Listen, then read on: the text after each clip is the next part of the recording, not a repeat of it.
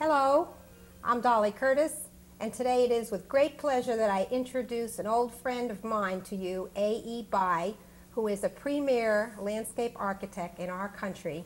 Mr. Bai has been practicing landscape architecture, I guess, for about 40 or 50 years, and he's had a major impact on the profession of landscape architecture. Hi, Ed. To look at some beautiful piece of property has all whatever nature's given it. Within a few seconds, you say in your book that you have visual imagination. Yes.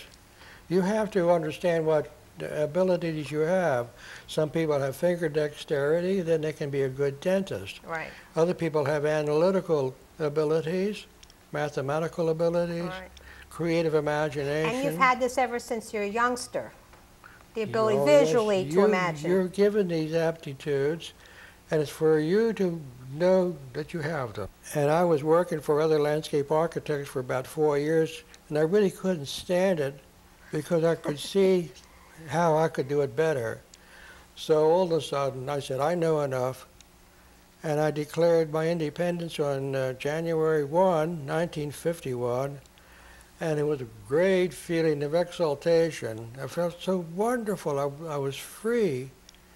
And for people not knowing what freedom is, I think it's a really unhappy situation for them.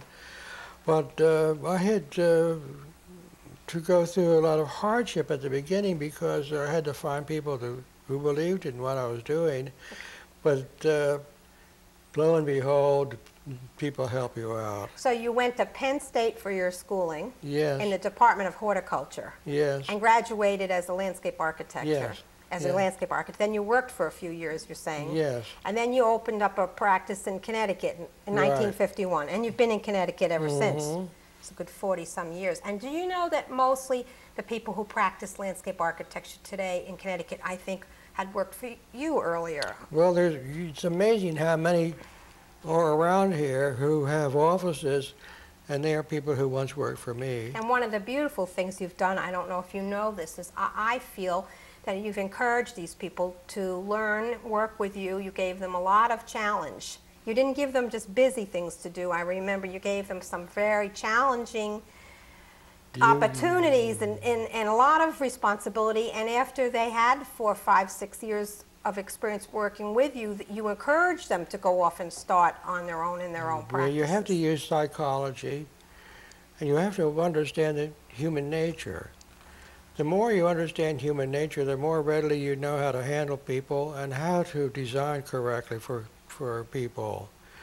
And this is very basic to my philosophy. So I take a great many photographs, and I try to observe all the time how people will sit in a chair or walk across the street, or how they function in an airport or a railroad station. I make all these mental notes, so when I get in to design something which is similar, well, then I know what to do. So you spend a lot of time being quiet and observing. This is, for instance, you take steps. Okay. You have to know what the proper relationship of riser to tread for the comfort of the people going up and down. And you'd be surprised how many steps are uncomfortable. Well, I wouldn't be surprised because I'm not average-sized person, so I feel uncomfortable even sooner than someone else when things are not in the right proportion. But when I travel through Europe, I have this little ruler, and if there's steps that are comfortable, then I make measurements. Oh, I see. And I find that the measurements of these comfortable steps that were done way hundreds of years ago are the same as we do today, which are comfortable for us.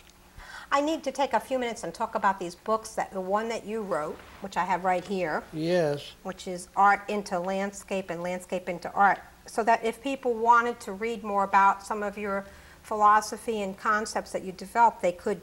I mean, this book is filled with beautiful pictures. If I could show some of this to the camera. And we will, in a minute, show people some of your wonderful projects. So this book has been out a while. And people might find this in a library, I'm thinking. That's what you have to do today because it's out of print. Out of print already.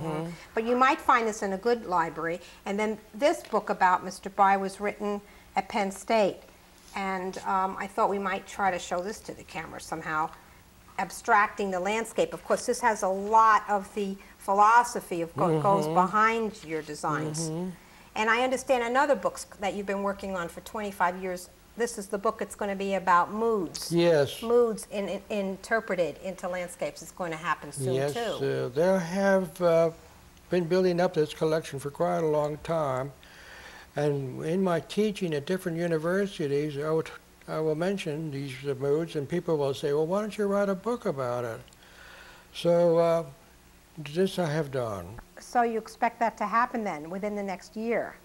Yes. So this newer book would be more on the more current work since 1981 to the present. That's another book that I'm working on to show much more of the sculpturing of the land, where the people have allowed me to use the bulldozer to make undulations, to corrugate the surface.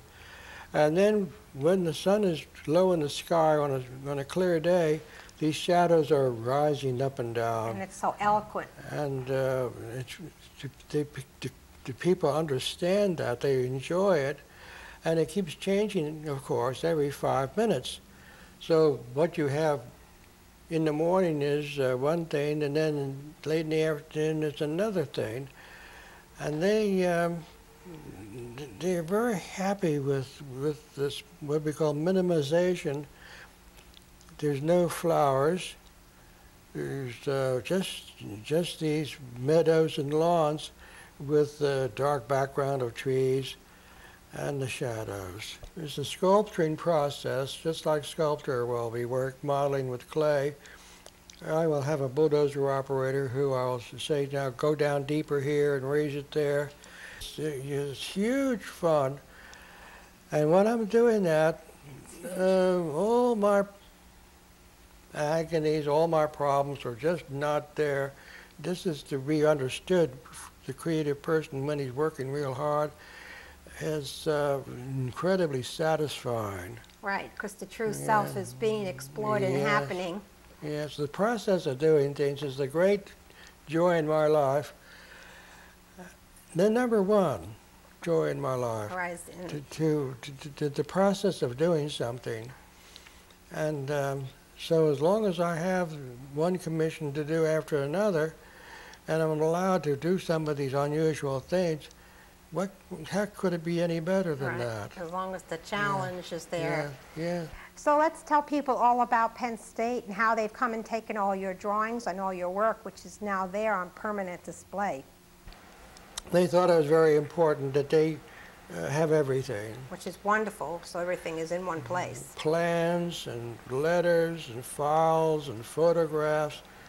I asked them one time, what did they want? And they said they wanted everything. Okay. So the Department of Landscape Architecture has all of Ed By's drawings and jobs and yes, it's all being computerized. Designs. And people will be able to go and study it in later years. That's the idea. So from some of that comes this traveling exhibition that they did. That's traveled. Then they decided to make an exhibit of my work. I see. And they had a staff of people up there who worked more than a whole year. And they did it very well with a great deal of accuracy. I was just really quite happy and amazed. Can you tell us about the Gold Award and what that signifies? For the landscape architect, this is an award called the Medal Award. The Medal Award. It's equivalent to the gold medal that the American Institute of Architects gives to some architects. So it's international. International. Every year it's awarded to someone, doesn't matter what country they represent. Yes, one from Brazil one time, and one from Mexico, and another one from Well, congratulations, Ed. Now you don't have any pressure on you anymore, because now you've been recognized. I don't envy anybody. Then you don't have to stay up nights thinking about, now you know that you're the one. Yes. Let's take a look at some of your wonderful photographs and share them with the audience, okay? Can we do that? Can we share that with the audience? Easily, because I have them right here, and we can do one after the other. Oh, let's see if we could do that. Let's give it a try. Yes. So, Ed, let's talk about moods then. Moods. Very good. Okay.